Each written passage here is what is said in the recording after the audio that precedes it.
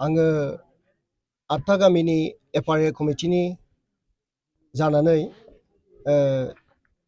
नोंथांमोनखौ बरायो आरो आंनि गोसो गोरबोनि अननाय सिबिनायखौ नोंथांमोननो जासियो। जोंनि फोरमायनो साननाया बेनो दि थांनाय 28 थारिखआव जोंनि बे दखान खाथिनिफ्रायनो सानै मानसिखौ रानिखाता रेन्जनि मानसिफ्रा लांदों। बेनि उनाव जोङो रायजो राजाफ्रा ज' थांनानैहाय रेन्ज अफिसाव रायज्लायहैदों आरो रायज्लायनानै जोङो आरोबाव रानिखाता रेन्ज अफिसनिफ्राय जोङो जेबो गनायनि लाबोनायनि मोनसे उफायखौ मोनैलाय जोङो डाइरेक्ट सार इ.एम नाव जों थांदों। सार इ.एम रन्जितनाव जों थांदों। थांनानै जोङो रायज्लायहैदों। ओमफ्राय बिथाङा गोसो खुसियैनो बुंदों मानसिखौ लांदो, आं रायज्लायहरसिगोन होननानै। ओमफ्राय जोङो जोबोद रंजानाय आरो खुसिजोंहाय जोङो फैदों, रानिखातायाव फैफिनदों हरावनो। ओमफ्राय रानिखातायाव रायज्लायनानै जोङो रेन्जारजों रायज्लायनानै माखासे गोबां खोथा रायज्लायनायनि उनावहाय रेन्जार सारा मानसिखौ हगार हरदों। जोङो बेनि खेंफोरथिखौ होनो सानदों, बेयो गासैबो नंखाय आरो बिथांनि जि इउटुबाव होदों बेखौ जोङो रायजो राजाफ्रा दिनैहाय जों मोजां मोनाखै। माने बेयो नंखाय जोंनिफ्राय जों बेखौनो बुङो। माने जों बिथांनो इनफर्मबो होआखै जे इउटुबाव होदो होननानै। खिन्थु दिनै बिथाङा बबेनिफ्राय माब्रै मोननानै होदों जों बेखौ बुंनो हाया। दिनैहाय बिथाङा जे बुंदों इ.एम दिनै रन्जित सारा दिनै फैसा लानानै हगारदों मादों, बेयो नङा, नंखाय। दिनैहाय दिनै जोङो रायजो राजाफ्रा थांदों आरो सरकारनि आयेन नियम निथि बायदि बिथांमोना लांनानै आरो सरकारनिनो जों आयेन नियम निथि बायदि बिथांमोना जोंखौ सोंखारिनानै जोंखौ जोंनि मानसिखौ हगार हरफिननाय जादों। बेवहाय थाखा फैसानि जेबो लेनदेन गैया बा थाखा फैसा लालायनायनि जेबो बाथ्रा गैया। बिथांमोना सरकारनि जि आयेन बे आयेन बायदियै जोंखौ निमाहा होनानै हगार हरफिनदों।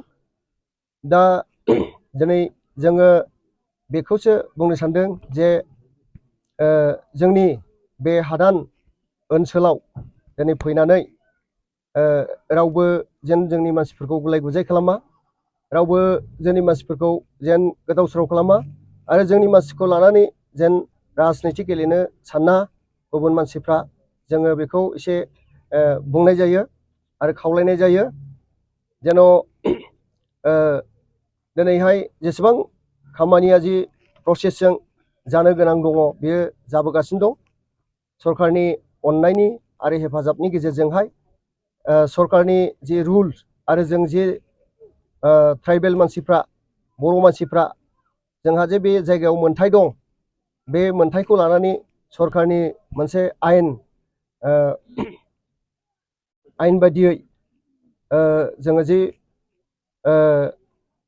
मोननांगौ दं, जों बे प्रसेसैहाय खामानि मावगासिनो दं आरो बे प्रसेसैनो दिनैहाय जोंनो जे F.R.A कमिटि, बे F.R.A कमिटिनि गेजेरजों बिथांमोना दानि सरकारा खामानि मावगासिनो दङ।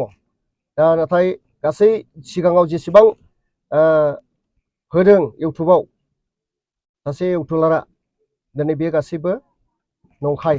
जों जि सरकारजों दङ दा बे सरकारजोंनो जों दङ आरो जोङो गुबुनजों रावजोंबो जों गैया। मानोना थांनाय फेब्रुवारि दानाव जेब्ला खुंग्रेङाव वुमेन्सफोरनि बिराद गिदिर मोनसे कनफारेन्स जादोंमोन, बे समावहाय जोंनि बे 8था गामिनि रायजो राजाफ्रा थांनानैहाय माखासे गुलाय गुजायनि गेजेराव जोङो मासाब जाहैदों।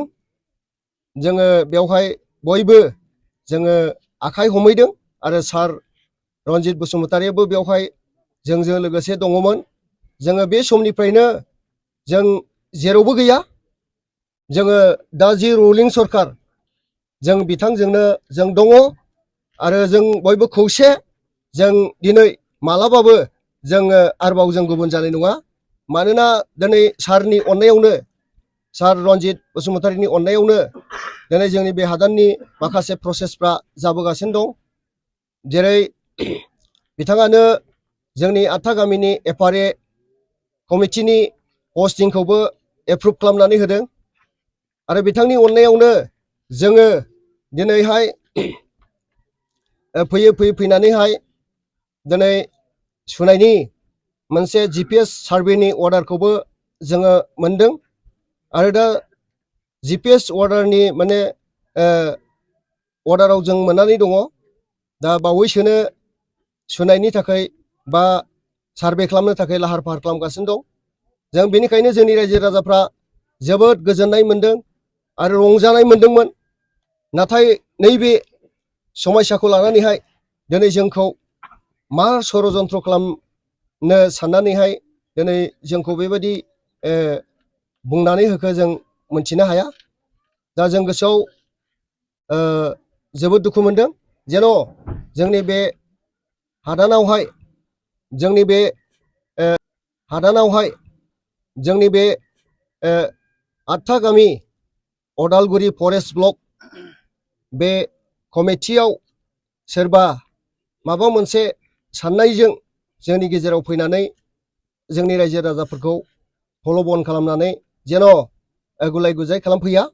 जों खावलायो, जोङो जाय सरकारा दङ जों बेजोंनो दङ आरो बेजोंनो जों दिनैहाय गोसो मोदोम जिउ होनानै जोंनि गोसो गोरबोआ गासैबो बिथांजों लोगोसे दङ आरो बिथांनि सरकारजोंनो जों दङ। जों गुबुनाव गैया।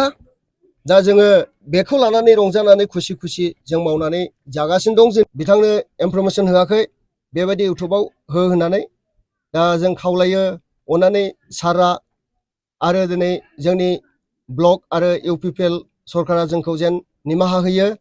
जों माब्लाबाबो बेबायदि खामानिखौ जों मावाखै आरो जों रावजोंबो दिनै गैया।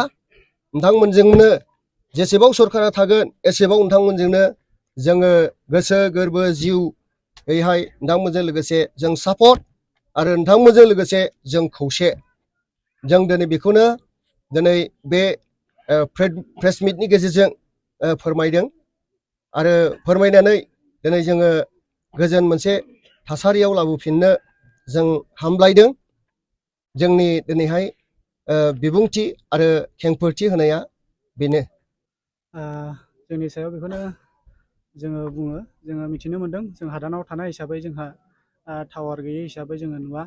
ओमफ्राय माखासे मानसिनिफ्राय खोनादों देरहासार इस्लारि बिथाङा जोंनि एगेन्सि बुंदों बिथाङा जिखि पार्टियाव थाया मानो थाथों जों बेखौ बुङा। जोङो दानि जिथुनाखि रुलिं गभर्नमेन्ट जों बेजोंनो दंखायो आरो जोंनियावहाय बेफोरबायदि इलिगेलखौ बिथाङा इयुनाव जेन दालाबोथों जों बेखौनो खावलायो। एलिगेसना बेनो जाहैबाय जोंखौ जिथुनाखि जोंनिफ्राय सानै मानसि हमना लांदोंमोन बिनिफ्राय थाखा फैसा लादों होननानै बिथाङा बदनाम होदों। जेन बेफोरबायदि मोनसेबो नङा आरो लायाखै। जोङो जेरैबायदि हमना लांदों ओरैबायदि जोंनि मानसिया थांनानै बिथांखौ बख'नानै लाबोदों। ओमफ्राय बेवहाय थाखा फैसानि जेबो रायलायनायबो गैया आरो होबोआखैबो। बे सैथो। जों जोबजासेखौ बेखौ बुंगोन। सोरखौ फैसा लादों होननानै बदनाम होदों? दा बदनाम होनाया ओरैबायदि जोंनि मानगोनां इ.एम सारखौ रन्जित बसुमतारी सारखौ 15,000 खरि फैसा लादों होननानै बिथाङा बदनाम होदों। जेन इयुनाव बिदि नंखाय बाखाय बाथ्राफोरखौ जेन बुङा। बे बाथ्राया ओरैबायदिसो जे सानै बेक्तिया नंगौ हमनानै लांजादों। जों बेखौ थगायाखै बा जेनेबा जों बेखौ नंखाय होननानै बुङा। बिथांमोना जेनेबा लामायाव सानै बेक्तिखौ हमना लांदों। बिथांमोना जे हाग्रा एसे दानस्रायबाय थादोंमोन गाव गावनि बे प्लटआवनो। दा बेखौ बिथांमोना हमनानै लांदों आरो बिथांमोना गावनि आयेन भाबे बिथांमोना बेखौ बिसार खालामहैदों। आरो नंगौ जोङो इलिगेल हायाव जोङो दायो दङ। खिन्थु बे बाथ्राखौ लानानै जोङो सावरायनायनि गेजेरजों जों बिथां रन्जित बसुमतारी इ.एम दानि जिथु इ.एम जों बिथांनियाव खावलायहैदों आरो बिथाङा जोंखौ अननानै जोंखौ गोबां मदद होदों। जों अफिसारफोरजों रायज्लायनो जोंहा बेबायदि कुवालिटि गैया। खिन्थु बिथाङा जोंखौ ओरैबायदि बुंहरबाय थांदो नोंथांमोननि मानसिफोरा दायो लांनो हासिगोन नै बेसांखिनि जोंनो एडभाइस होनानै जोंखौ रुनिकाटा रेन्जआव थिनहरबाय आरो जों गावनि मानसिफोरखौ बेबायदिनो मोनबोनो हादों आरो जों दानि जिथु इ.एम रन्जित बसुमतारी जों बिथांखौनो हामबायना बुंदों जों दुखिया दरिद्र मानसिफ्रा बेयाव हाजार हाजार मानसिफ्रा दिनै बिसि बिसाय गथ' गथाय लानानै रायजो जानायाव बिथाङा जोंखौ जेबो डिस्टार्ब खालामाखै आरो खालामदोंब्लाबो गावनि जिथु माबा खालामनो मोन्थाय बेखौ बिथाङा एसेबाबो खालामदों जिथु बावैसो जिथु एफेक्टेड जादों मोननै गामि खिन्थु जों बेखौबो गाज्रि होननानै जोङो बुंनो हाया मानो होनबा बेहाबो बेखौ मावनायनि मोन्थाया दङ खिन्थु जों रायजो राजा हिसाबै बिथांनि सायाव जों दुखु मोननाया गैया बेसांखिनिया जाखायो गतिके जाहा बावैसो जोंनि प्रेसिडेन्टआ जि बिबुंथिखौ होलांबाय बेखौबो आं हामबाय होनना बुंदों जोंनि बे हादान एरियायाव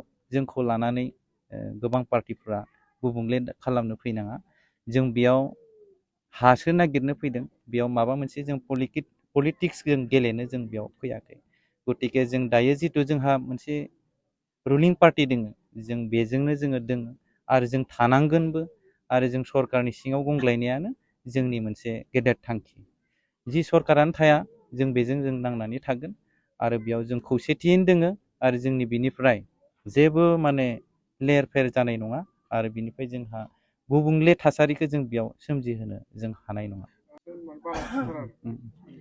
जाय इउटुबारा नोंथांमोनखौ एलिगेसन होदों बिथांखौ मा सोंखारिगोन जों बिथांखौ दिनैनि बे प्रेस मिटनि गेजेरजों खावलायदों इयुननि खेबाव बिथाङा बेबायदि नंखाय बाखाय खोथाफोरखौ बुंनो नाङा जि बाथ्राफ्रा बुङोब्ला बिस गोनां आरो जोंनि संसार जानायाव दुखु दाहा लाबोयो आरो गुबुंले थासारि सोमजिहोयो जों बेफोरखौ माने जों लुबैयाखै मानो होनबा जोंहा बेयाव रावबो गैया गुबुन गुबुन जायगानिफ्राय दै बुलानानै फैनाय हा गैजायै मानसिफोरा बेयाव संसार जाफैदों आरो जों बेयाव सरकारजों जों आरो बेलेग खेंसालियै जुदि जों नायजायोब्ला जोङो बहुद दुखु खस्थ' जों सैसोनो गोनां जायो बेनिखायनो जाय इउटुबारा जोंनि जानानै जि खोथाफोरखौ बुंदोंमोन बेफोरबायदि इयुन भाबे बुङालासिनो थानाया गाहाम हायोब्ला बेलेग खामानि मावनानै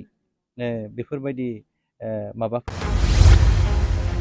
डिजिटेल बड' निउसनिफ्राय गासैखौबो खुलुमनाय आरो बरायनाय बावहरनाय जाबाय मदद आरो हेफाजाबनि नोजोरजों नोंथांमोननि सेराव दं डिजिटेल बड' निउस वेब पर्टेल सुखु दुखुनि समाव खैदां खैफोदनि समाव नोंथांमोननि राव जानानै ओंखारबोगोन डिजिटेल बड' निउस खौरां दैथायहरनो आरो जोंजों थोंजोङै फोनांजाबनो थाखाय जानबुं नं 6901559919 उदां आरो सैथो खौरां फोसावनायनि थांखिजों नोंथांमोननि सेराव दं डिजिटेल बड' निउस।